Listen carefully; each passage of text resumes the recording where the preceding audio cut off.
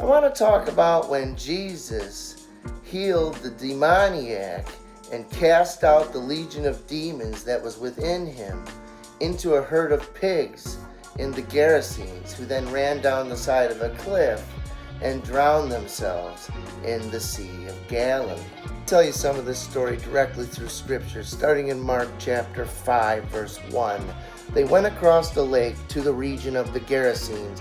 When Jesus got out of the boat, a man with an evil spirit came from the tombs to meet him. This man lived in the tombs, and no one could bind him anymore, not even with a chain, for he had often been chained hand and foot. But he tore the chains apart and broke the irons on his feet. No one was strong enough to subdue him. Night and day, among the tombs and in the hills, he would cry out and cut himself with stones.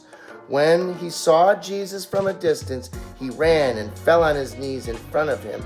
He shouted at the top of his voice, "What do you want with me, Jesus, Son of the Most High God? Swear to God that you won't torture me." James chapter 2, verse 19 states, "You believe that there is one God, you do well. Even the demons believe and tremble." For Jesus had said to him, "Come out of this man, you evil spirit." Then Jesus asked him, "What is your name?" "My name is Legion," he replied, "for we are many." And he begged Jesus again and again not to send them out of the area. A large herd of pigs was feeding on the nearby hillside. The demons begged Jesus, "Send us among the pigs, allow us to go into them." He gave them permission, and the evil spirits came out and went into the pigs. The herd, about 2,000 in number, rushed down the steep bank into the lake and were drowned. So here's the million-dollar question. If Jesus allowed the demons to go into the pigs, then why did the demons then in turn cause the pigs to run off the cliff into the Sea of Galilee and drown themselves? If the whole concept of the demon is to possess a vessel, also known as a body, then why on earth would the demons cause the pigs that they got to go into run off a cliff into the Sea of Galilee and drown themselves?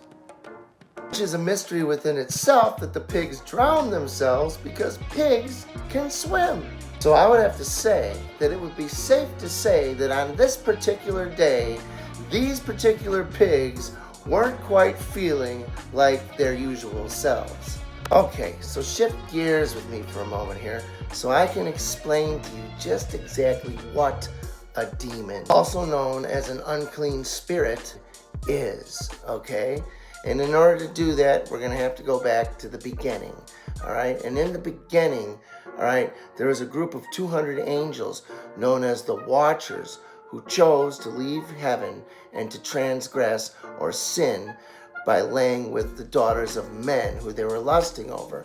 And in doing so, they created an abominable race of giants known as the Nephilim. Now, the Nephilim from the Bible, also known as the giants, were considered by some scholars to be the source of mythology behind many ancient gods, including the Greek gods and demigods like Zeus and Hercules. So, what's a Nephilim, also known as a giant, have to do with demons? And why do there seem to not be any Nephilim or giants today? So from the time of the fall of Adam and Eve to the time of Noah, the Nephilim or the giants had exploded upon planet Earth. Now these are the seeds of fallen angels and the daughters of men, not the seed of mankind, which was made in the image of God. Okay, so these Nephilim to God are an abomination. So God tells Noah to start building an ark. God then, through his Holy Spirit, drew all the animals 2 by 2, one male, one female, to the ark. Then told Noah and his wife and his 3 sons, Shem, Ham, and Japheth, and their wives, to climb aboard, for the Lord was going to start the world over with them.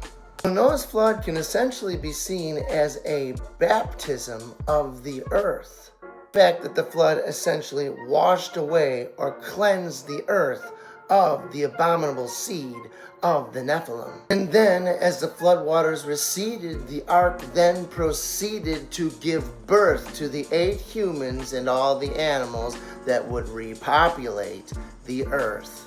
Okay, so all this talk about Nephilim and the giants and the flood. So what does any of this have to do with demons being cast out of a demoniac in the Gerasenes, and then in turn running into the pigs, and then the pigs in turn running off a cliff and drowning themselves in the Sea of Galilee?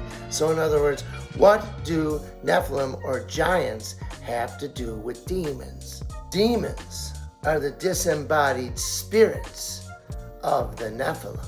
Demons are what Christ cast out of the demoniac.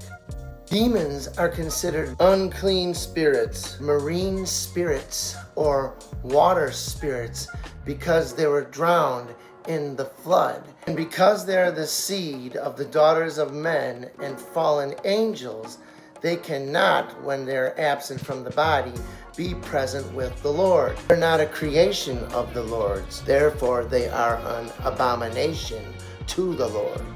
So the water is their grave, which their spirit is trapped here, roaming the earth, looking for a human body to inhabit until the judgment day. As a matter of fact, Matthew chapter 12, verse 43 states, when an evil spirit comes out of a man, it goes through arid places, seeking rest, and does not find it. So it goes through arid places seeking rest, but it cannot find it. The only place an evil, unclean, demonic spirit finds rest in is in the breath or spirit of a human host, or resting within the waters of where they took their last breath. So the $1 million question to be asked once again is this: why did the demons that begged Jesus to be cast into the pigs then in turn have the pigs run off the side of a cliff into the Sea of Galilee and drown themselves? Well, we know, according to Matthew 12, verse 43, that when an unclean spirit comes out of a man, it goes through the dry places and cannot find rest. This explains why the demons begged Jesus to be cast into the pigs, rather than be forced to wander the arid places seeking rest and finding none. Jesus allowed them to enter into the pigs, in which they then caused the pigs to turn and run off the side of a cliff into the Sea of Galilee and drown, essentially returning them to the water, which is their original state of rest. Christ is King.